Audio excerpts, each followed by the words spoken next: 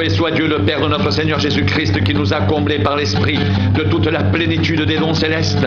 Il a déversé d'en haut sur nous qui vivons dans la communion avec le Christ toutes les bénédictions que le royaume des cieux contenait. Avant même qu'il ait posé les fondations du monde, il nous a choisis en Christ pour que nous vivions une vie sainte et irréprochable sous son regard. Il s'était proposé à l'avance dans son plan de nous adopter par amour comme ses propres enfants par Jésus-Christ. Tel a été son dessein bienveillant, telle sa volonté. Il nous a comblés de joie en nous faisant part de sa grâce. C'est pourquoi, loué soit cette grâce éclatante et magnifique par laquelle il nous a enrichis et englobés dans l'amour éternel qu'il porte à son Fils. C'est par ce Fils et au prix de son sang que nous avons obtenu notre libération de l'esclavage. C'est parce que nous sommes un avec lui que nous avons été lavés du péché et que toute offense a pu nous être pardonnée généreusement à la mesure des richesses de sa grâce.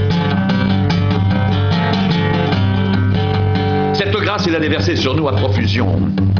Elle a débordé dans nos vies et ouvert nos yeux à la vérité. Sous son influence, se sont épanouies en nous de nouvelles facultés d'intelligence et de compréhension qui nous ont rendus capables de saisir le secret du plan de Dieu. Ce plan que de toute éternité sa bienveillance lui a inspiré, il le portait dans son cœur pour le mettre à exécution au moment opportun. À présent, il nous l'a dévoilé en Christ.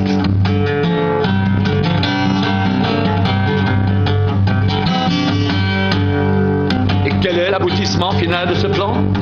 Lorsque les temps seront mûrs pour cela. Tout ce qui existe dans le ciel et sur la terre, l'univers visible et invisible, sera restauré, unifié et rassemblé sous le gouvernement de Christ.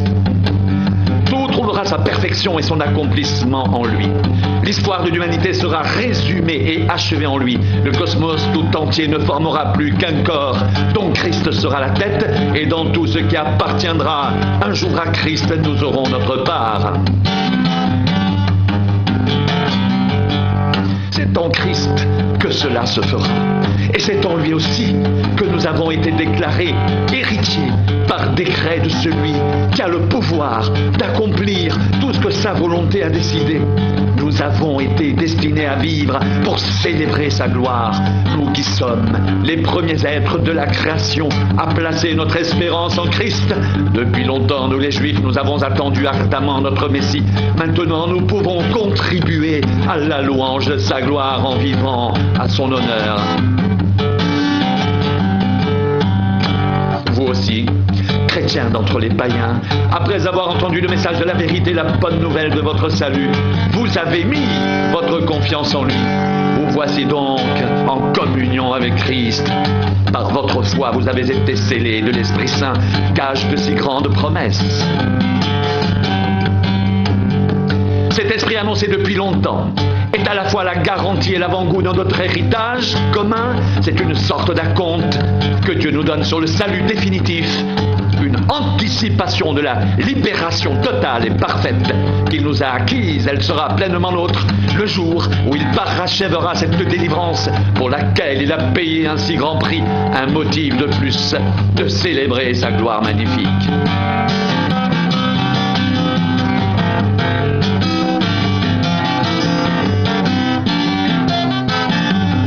Ce que je demande, c'est que le Dieu de notre Seigneur Jésus-Christ, le Père qui possède toute gloire, vous donne l'esprit de sagesse et de pénétration spirituelle pour que vous puissiez sonder ces mystères afin d'arriver à mieux le connaître.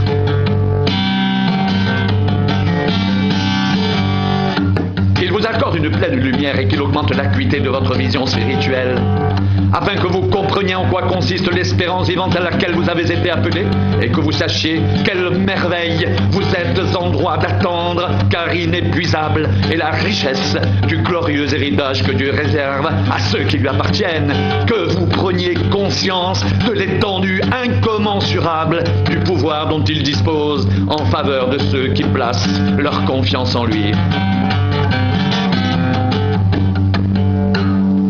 C'est la même puissance que celle qu'il a déployée en ressuscitant Christ d'entre les morts et en lui donnant sa place à sa droite dans les mondes célestes. C'est là que Christ règne à présent, élevé par Dieu bien au-dessus de toutes les autorités, toutes les puissances, les dominations et les souverainetés.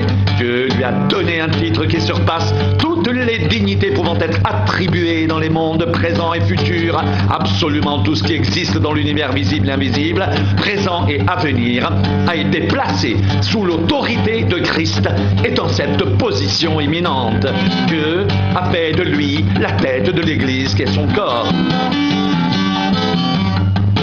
Ce corps, œuvre parfaite du Créateur de toutes choses, Christ le fait grandir sans cesse et il comble chaque membre de sa plénitude. Lui qui pourtant remplit l'étendue de l'univers et conduit tout vers son accomplissement.